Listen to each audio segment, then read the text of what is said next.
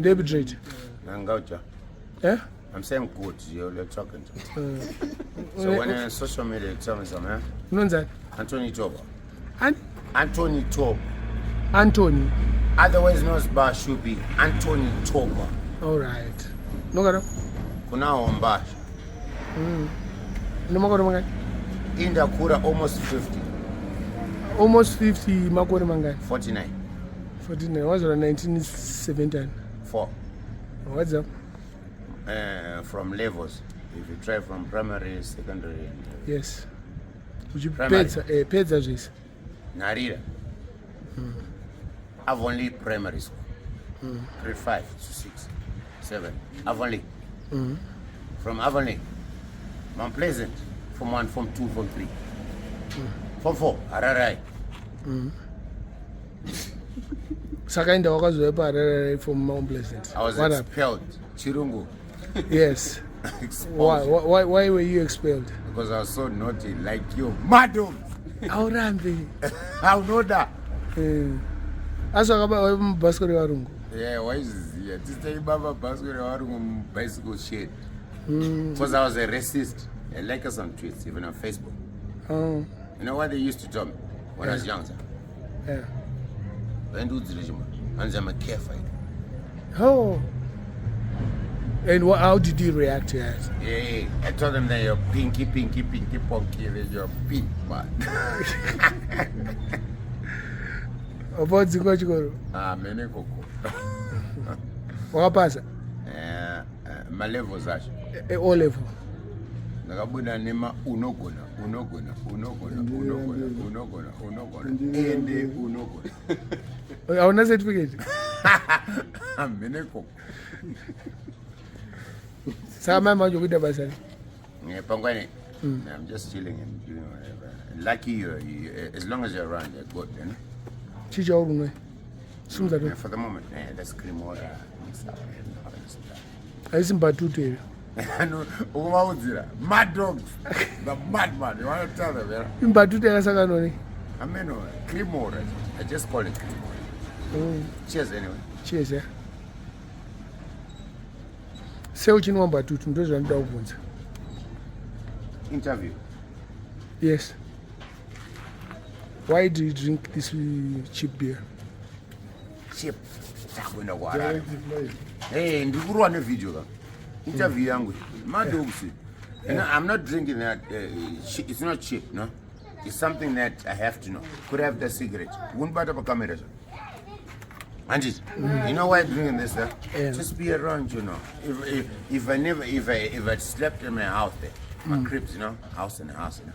Then there are man routine come. There's no person gonna celebrate like you. Oh, I'm not a celebrity. I'm just a popular person. Yeah, like you. This is not so on social media, like as a man. You saw me. Can you go on the internet? Yeah, reality. Oh. Yeah. How rambi? Kukula saka.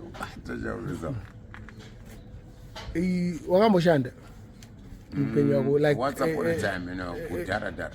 Employment. Kupi. Unyani papers. Yeah, thank you for that one. And you trust. Nobody's have. Nobody.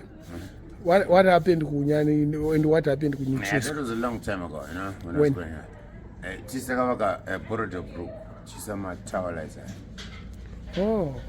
Unokuziyo Magribhi. All right. Basa, kwakasiya say basa.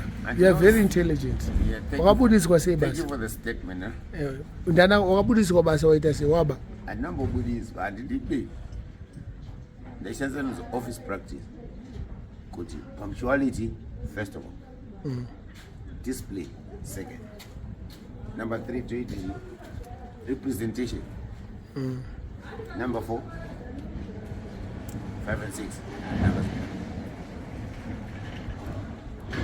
And your best ability can work weekends and long hours overtime. I'm almost 24 hours. Almost. Wakaenda. Ndakafamba. 24 hours pakufamba. saka wakasenza makambani anenge chii chakaita kuti usiye mabasa ese zvaiitika manje kukura kwedu pekandi it's the style we go abroad sorry ndikutaurisana ndo zvati kutoda kukura kwedu ndakati metropolitan mauniversity nabaya kukura kwedu manje is something that you know interaction chane 4 minutes ngori pa social still on it yes kana don bazire malaki awa utaura nini awa nabasa cheers cheers again once again yeah nemukadzi akanditiza akaenda kusouth une vana opo vangani 5 nemukadzi iye akaenda kusouth akakutiza wangoiti anga akutya vana hopo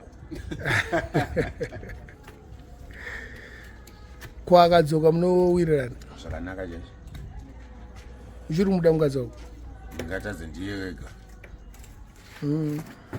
Mado yaurambe unoda